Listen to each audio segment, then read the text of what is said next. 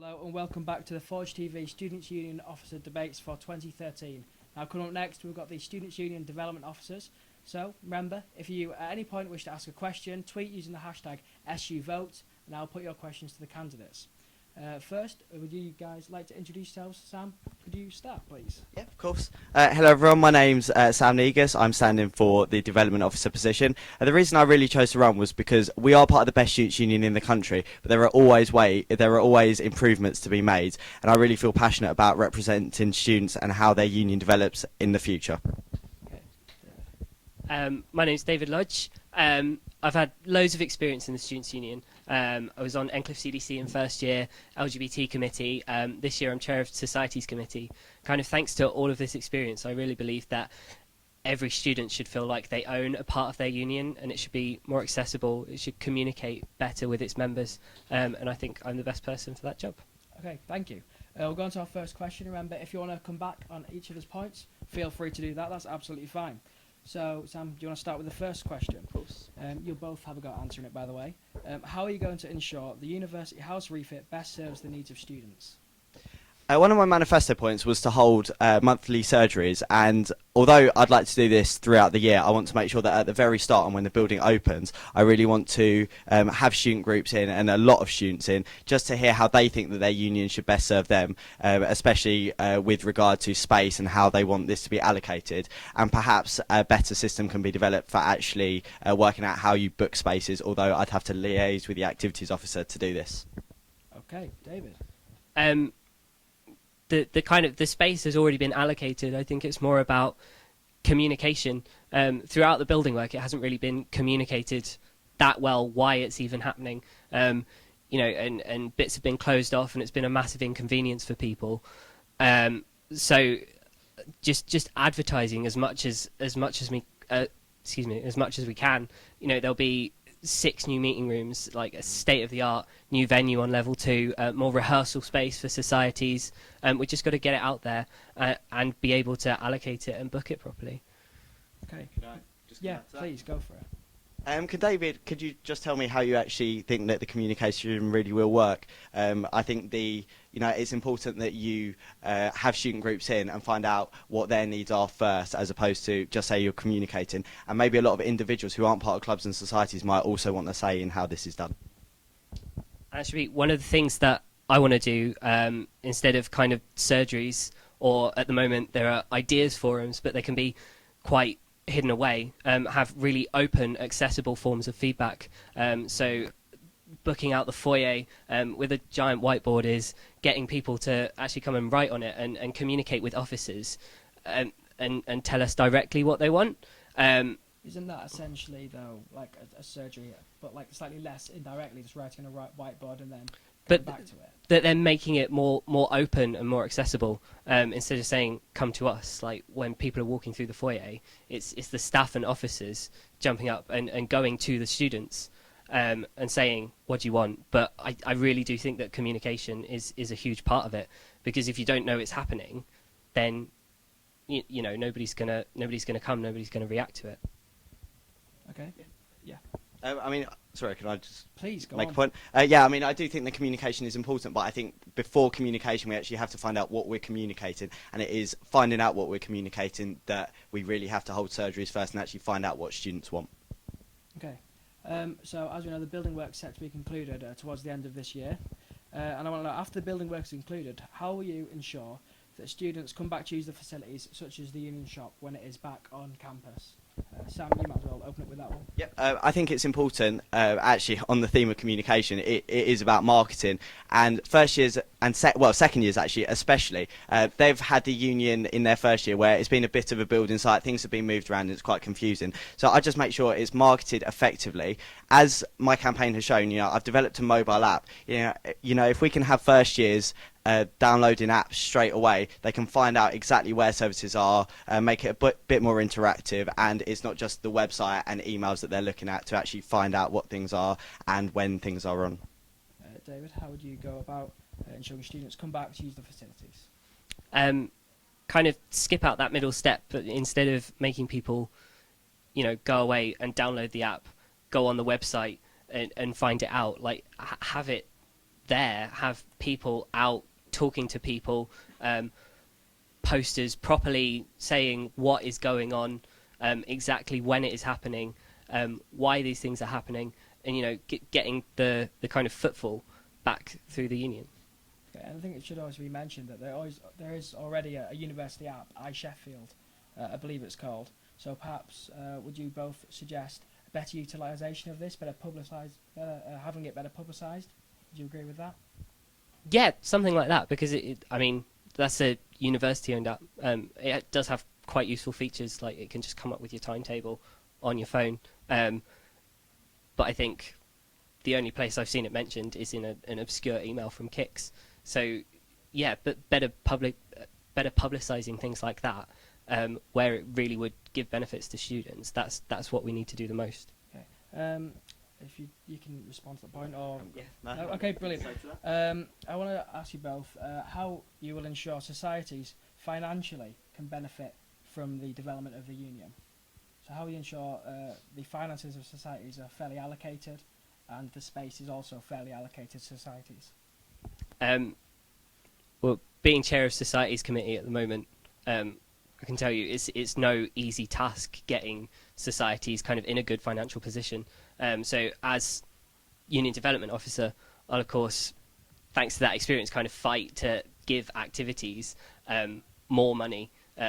Societies will always need more money, but building up things like fundraising for societies, that's something that they don't know they can do a lot of the time.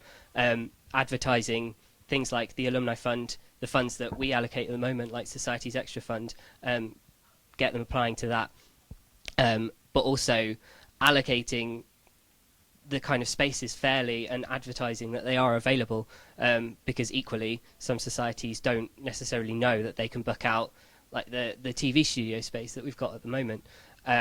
So that kind of would help them out financially, because they wouldn't have to spend money on external venues. But it's kind of material things rather than money. Sam, would you like to also address that question? Yeah.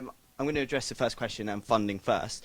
I think that with a turnover of around £11 million, there is clearly a lot of money that could be allocated. However, I don't think the actual amount that in total is allocated from grants and the alumni fund is the issue. What I think should be prioritised is making sure that the commercial services within the union, such as Bar 1 and Interval, are actively sponsoring student groups. And I'd very much work with the managers of the venues and the outlets to make sure that a certain percentage of their profits is guaranteed to be invested into student activities, because at the moment these outlets really exist to serve exist because of students, and I don't think that students get a good enough deal from them. So I'd like to see societies that are struggling perhaps being sponsored by Interval or Bar 1. I think that this could really improve the funding issue. The second issue is how space and resources are allocated.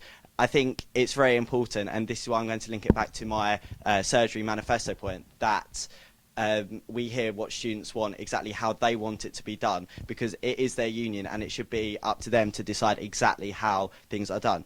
In my manifesto, I was very keen to avoid the word forum, because forum very much sounds like nothing's going to be done. We're going to hear students' opinions, but surgeries, I want to help students to help themselves and make sure that their feedback is taken on board and shapes union policy. Dave, do you think that's feasible to have Bar 1 and Interval sponsoring societies?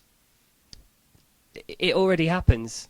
Like, if a society finds themselves in kind of financial difficulties, all they've got to do is come and talk to Societies Committee or the Activities Officer, and we would send them to the outlets who already kind of, they wouldn't necessarily sponsor societies outright, but they can help in other ways. Kind of when we ran Societies Takeover, like there was a Societies Takeover beer in Interval, and we got some of the profits from that, and they helped out with like flyering and things. So like it already does happen. If like, as well as the profits from our outlets being kind of reinvested into student activities, they will actively help out societies when they're needed. Yes, I would like to address that point, because essentially, do you think Interval and Bar 1 have sort of more money they could allocate to student groups? Do you think they don't do enough already? It's not Well, it's not that they don't do it, and I know actually some of the outlets are very generous with their allocation, but what I really want to see is a guarantee of a certain percentage of their profits is guaranteed to be invested back into student activities. That way there's no confusion, there's no bias. You know they might have to invest, say, 20% of what they make back into societies.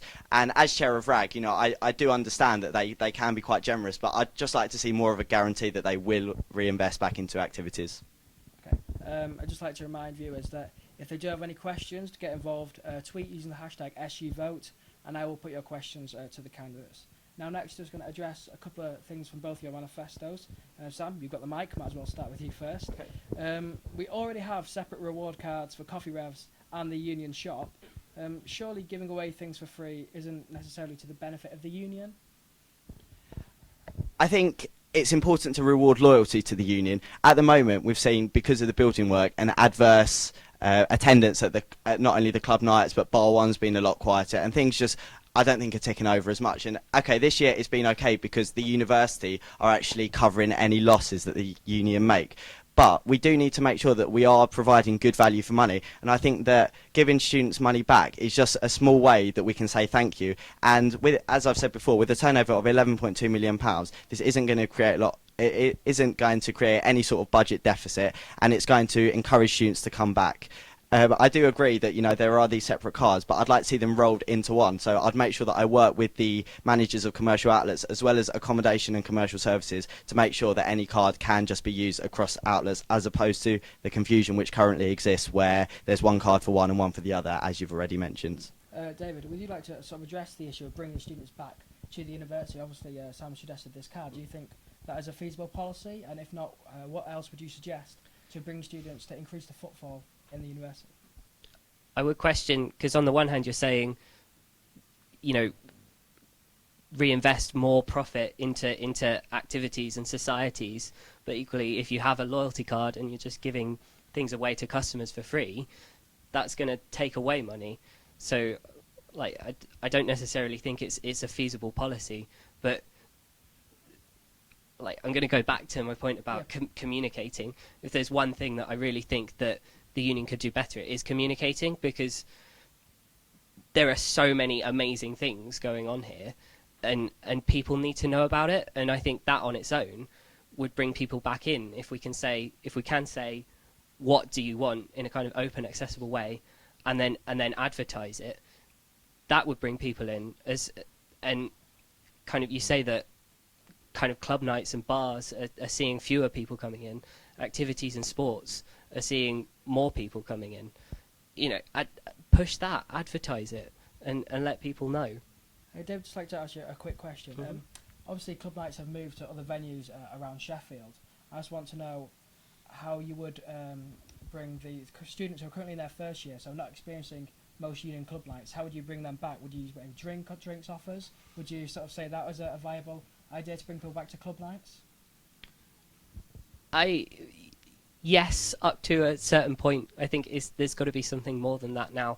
You know, things like giveaways at club nights, like decent themes. They're doing a really good job at the moment with Pop-Tarts kind of giving offers to societies, linking up with societies. Like we had a societies takeover themed Raw. You know, that brings people in from those events and from those societies. So collaborating with other groups is always a good way to go, to kind of bring people in, help with advertising. Okay, David, specifically to your manifesto, what incentives will you offer societies to talk about ethical issues? Would this mean you'd be interfering with how societies operate to maybe make them more ethical? It's a policy you mentioned.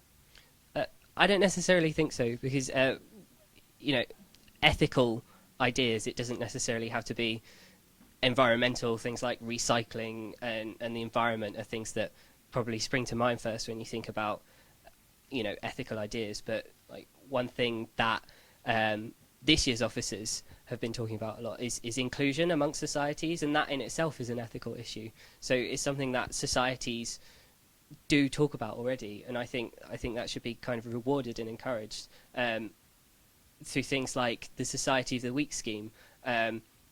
Like it's not that well advertised at the moment, but members of that society for that week can get money off in Coffee Rev or our Sheffield, like certain offers, depending on what week it is.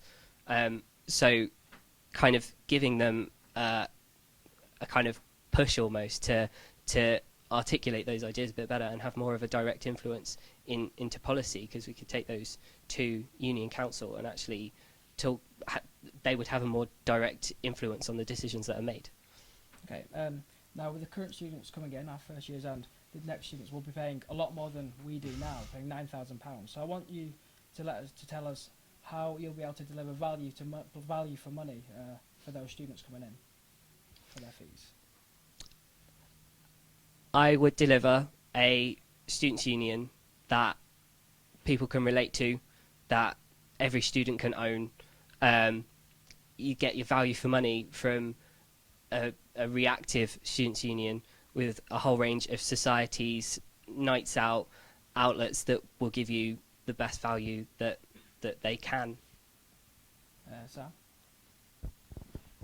I think that the union does have to serve, and David, your manifesto is very much focused on societies and activities, but really it's about, we've got to look at what students really want from their union. And to be honest, I genuinely believe that it's nights out, it's just a kind of value for money in financial terms, and this is why my manifesto, I think nights out is such a big issue. How many freshers every Wednesday will go to court, where realistically what we should be looking for is providing them with the safest but the most varied club nights within the students' union. So with the 9,000 fees, we need to just look at what students really want, and just making sure that students are at the heart of what the union does and how it develops in the future. Okay, so why do you think students choose to go into the city for a night out rather than staying around our union in what is perhaps more a controlled and safer environment? How would you? Why do you think that is? Do you think it's because the union offers aren't good enough? I think price is one of them, but I just think that the union nights aren't varied enough. I think that there are a lot of gigs which go on at Plug and the Lead Mill, whereas realistically, as a Best Students' Union, a lot of them should be going on at Sheffield Students' Union, and so we just don't really offer as responsive nights to what students really want, and therefore they have to look elsewhere for the experience which the average fresh or average student is actually looking for. David, do you think perhaps increasing bands coming to the union would be a useful way to bring students back? I think it would be a good idea, varying it as much as we can, but I think kind of having a more open approach to feedback and getting ideas from students would be a better way to do it. If it was put out on posters and in these kind of like interactive forums that I would run, we want to just throw a massive party for the opening of the new building. What do you want to see? And get that kind of directly from the people who would be coming to it. Okay, thank you very much. And finally, I just want to know, as Union Development Officer, how would you develop links between the university and the local community? Sam, would you like to have a go at that first, at what the union can do? I think that, and something that actually I really commend David on as Society's committee chair, is that we just need to showcase the fantastic things that we do within the city. Sheffield City, well, the economy, a large part of it is really reliant on the student pound. But we need to just make sure that this negative stereotype of what students do is completely eradicated. So perhaps we could just invite the general public to some of our big events. Society's Takeover is definitely the perfect example of this. And it's fantastic to see that SOTCOM were flyering in the city centre trying to attract non-students. But, we need more of this. The Students' Union Development Officer needs to just push more student groups to do this, because at the moment, SOTCOM do it. Okay, RAG, Raising and Giving, have always been like a very large part of the city, and as chair, I'm very disappointed to say that I don't think we do have close enough links, but it's something that I don't know a great deal about and exactly how I go about doing it, but I know that something will need to be done and something I'd like to look into. David, do you think the university needs closer links with the city? There are there are quite a lot of projects that go on at the moment, kind of volunteering projects, kind of showcases of what we do. Thank you for pointing that out. and I think they need to be better advertised to the kind of the city at large. Links with schools is always a good way to do it.